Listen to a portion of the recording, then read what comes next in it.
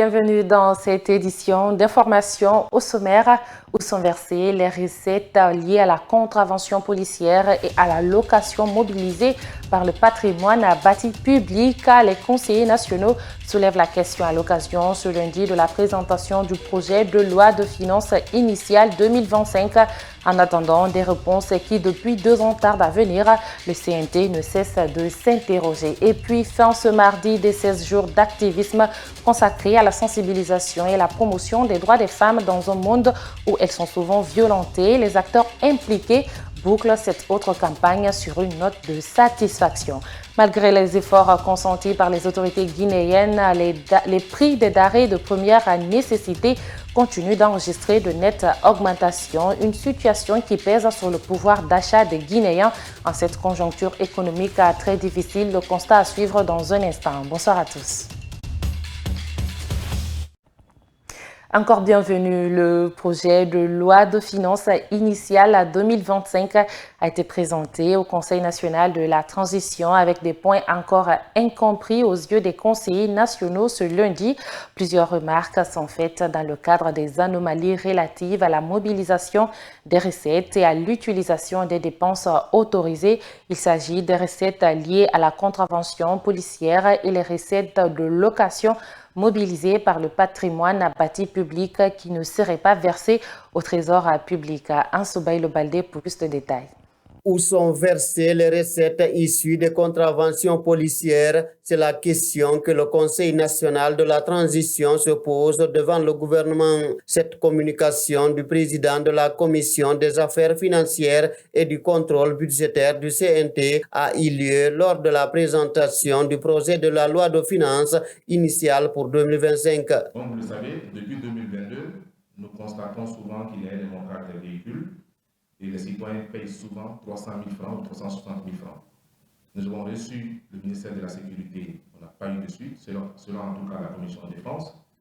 La Commission des lois a reçu l'OMATD sur la question. Nous n'avons aucune idée sur la destination de ces catégories de recettes.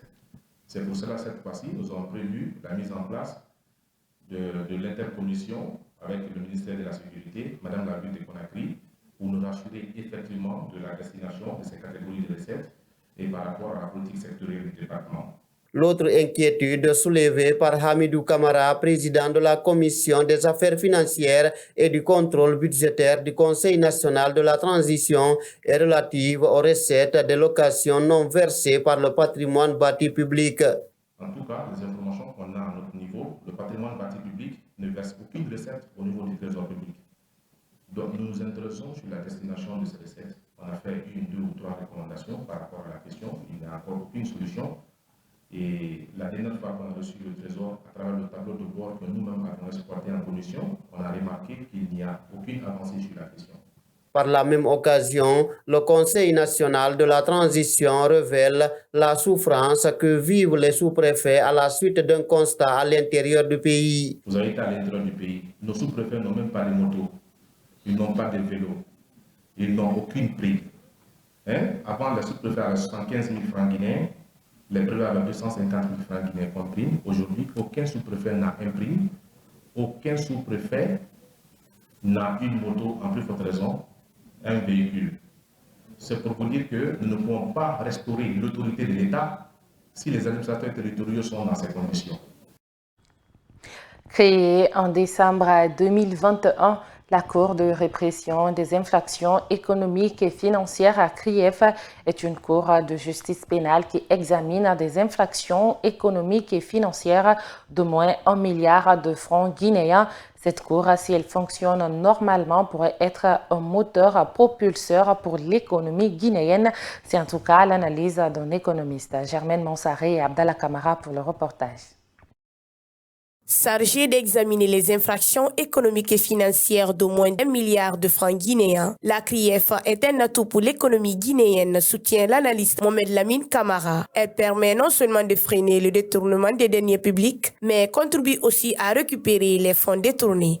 Plusieurs de nos fonds ont été détournés par des budgétivores. Alors, la CRIEF a été créée dans cet esprit. Alors, freiner ceux qui ont déjà pris, c'est-à-dire les arrêter, les mettre devant la loi, alors empêcher à ceux qui pourront éventuellement prendre, c'est-à-dire mettre en place un système de moralisation de la gestion publique.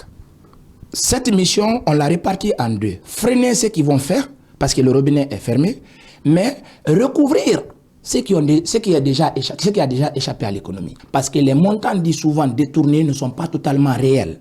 Dans sa mission, la CRIEF peut être un bijou, mais elle n'a pas par ailleurs droit à l'erreur. Ces erreurs, explique cet économiste, risquent de se répercuter directement sur l'économie nationale, donc de décourager les investisseurs. Si les montants recueillis par la CRIEF servent à booster l'économie nationale, la CRIEF est un bijou pour l'économie nationale parce que ça permet de relancer.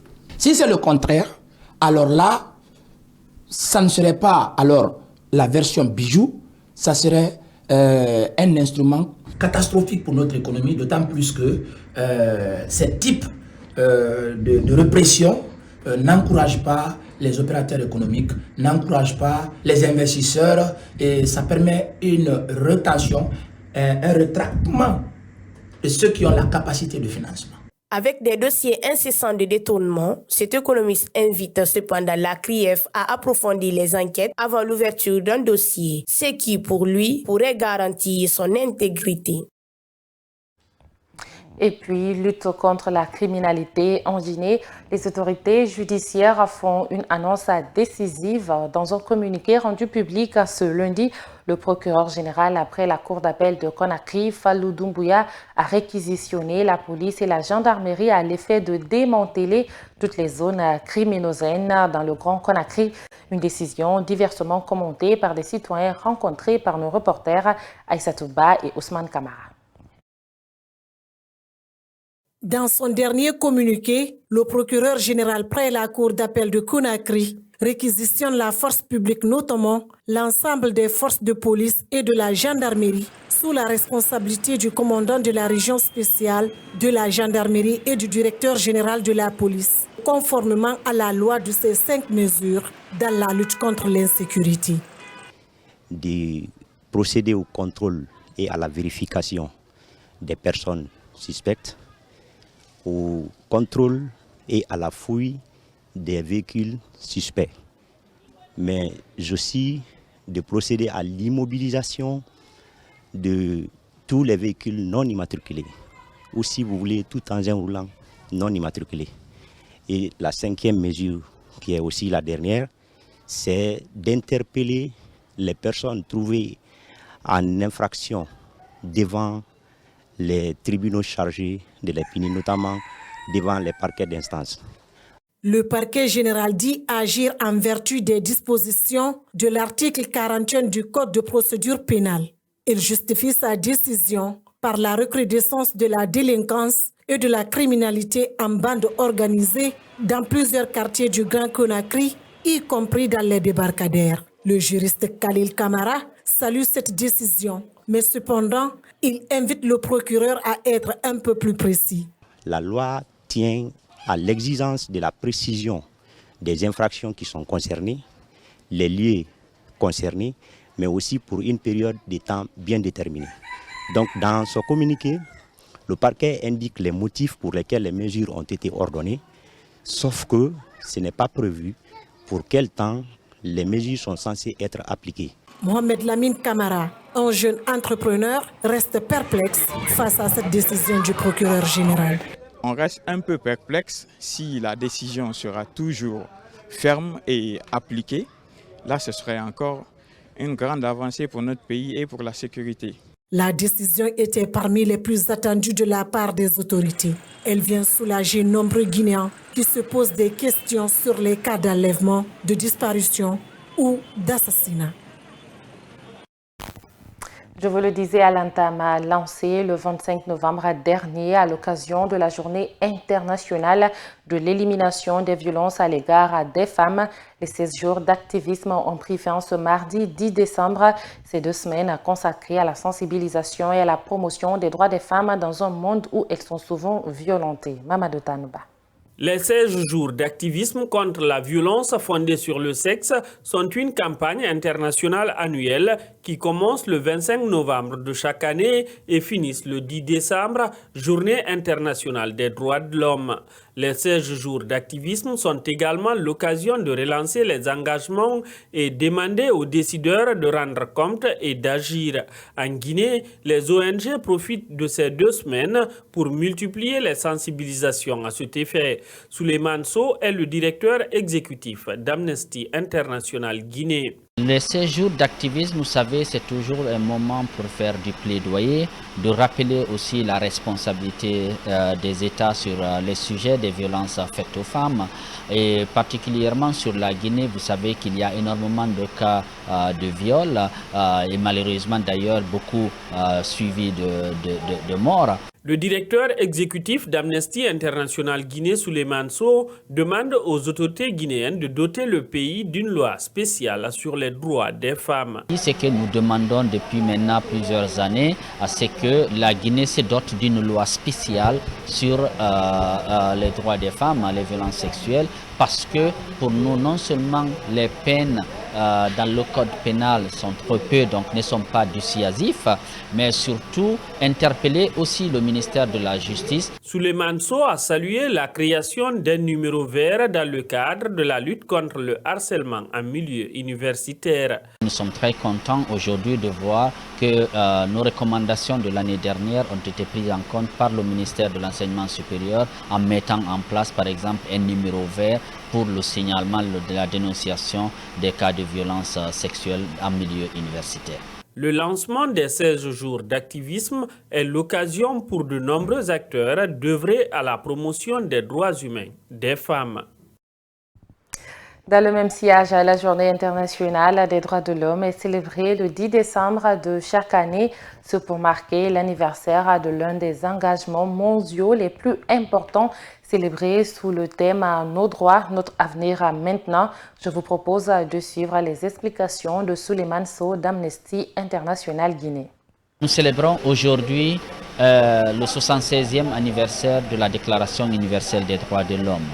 En Guinée, comme vous le savez, dans un contexte très difficile pour les questions de sécurité et surtout sur les questions des droits humains.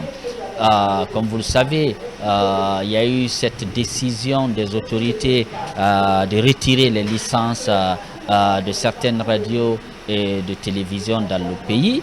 Et donc, c'est une remise en cause remise en question de ce droit d'accès à une information diversifiée.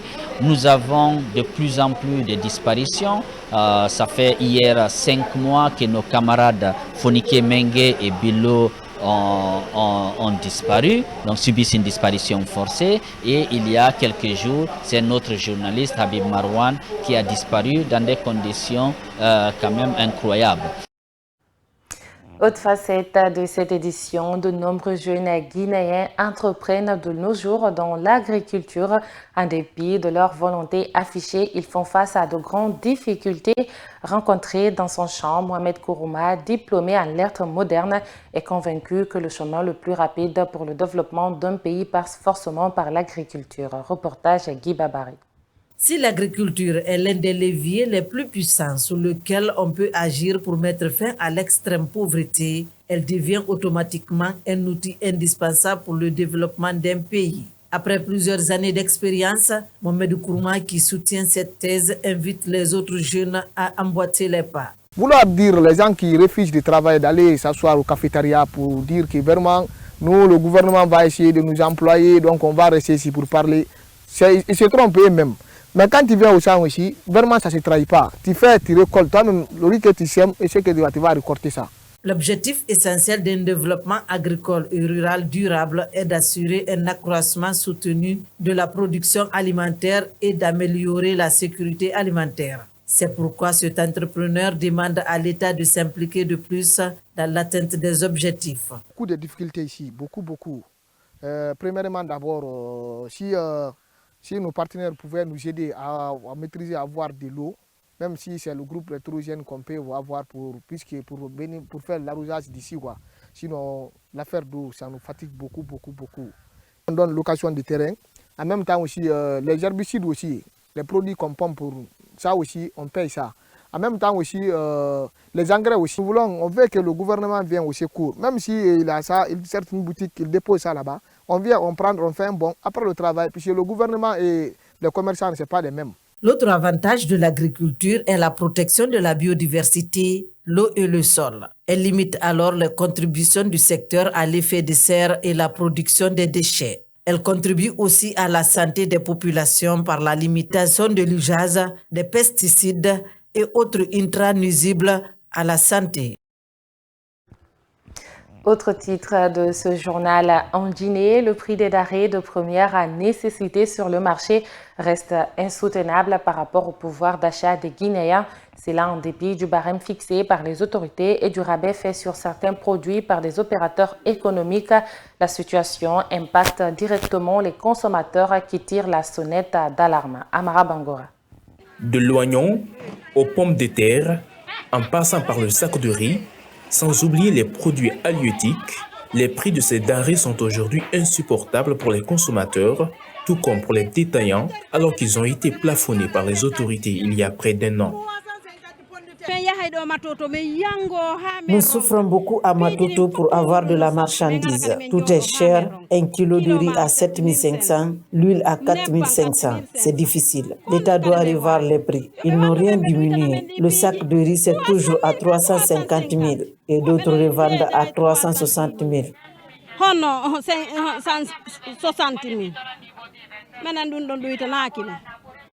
La situation est telle que le marché pèse lourd sur le panier de la ménagère, selon le président de l'Union pour la défense des consommateurs, qui fait une invite. Nous lançons un appel solennel au gouvernement de tout mettre en œuvre pour soulager les consommateurs. Non seulement, à partir de la douane, l'État renonce à des taxes de douane pour plafonner le prix. Aujourd'hui, ces prix plafonds n'ont jamais été respectés. On avait dit 340 000, mais ça n'a jamais été respecté pour le Grand Conakry, sans compter ceux de l'intérieur. En dépit des efforts conjoints des autorités et des opérateurs économiques, les prix des denrées de première nécessité restent hors de portée pour de nombreux Guinéens. La situation met en lumière l'urgence d'une réforme économique efficace et durable. Prenons la direction de Siguirim pour terminer. Après l'incendie survenu au Grand Marché en février 2020, le constat relève qu'ils sont nombreux, ces commerçants qui obstruent le passage pour étaler leurs marchandises. Une attitude dénoncée par plusieurs citoyens. C'est un constat fait par notre correspondant Mohamed Lamine Sissé. Suivez son reportage. Nous sommes au Grand Marché de Siguirim, appelé Djeliba, où l'occupation anarchique de certains vendeurs et conducteurs de taxis moto sur l'espace des passagers est devenue aujourd'hui un phénomène qui préoccupe les clients. Le problème est que toujours le temps, nous avons signalé le cas par rapport au passage, la route qui est continuée du marché jusqu'au goudron. Bon, c'est une route qui n'est pas continuelle, donc on est gêné ici et puis on a beaucoup de détresse par rapport sur la route. On n'arrive même pas, le client n'arrive même pas à faire acheter leurs marchandises et la route aussi, les katakata viennent pour nous empêcher et les brigades aussi des fois ils viennent pour nous empêcher. Depuis l'incendie de ce marché, les femmes de Siguirim tirent le diable par la queue. C'est à cause de l'incendie de 2020 que nous sommes assis ici. Toutes nos places ont été ravagées. Depuis, nous n'avons nulle part où rester, à part cet endroit. Nous souffrons énormément. Les forces de sécurité aussi nous fatiguent. Quand les agents prennent nos marchandises, il faut qu'on paye avant de les récupérer. Il est à signaler que la finition de ces marchés serait un effort de soulagement pour la population de la préfecture de Siguirim. C'est la fin de cette édition d'information à tous. Merci de l'avoir suivi. Bonsoir chez vous. Au revoir.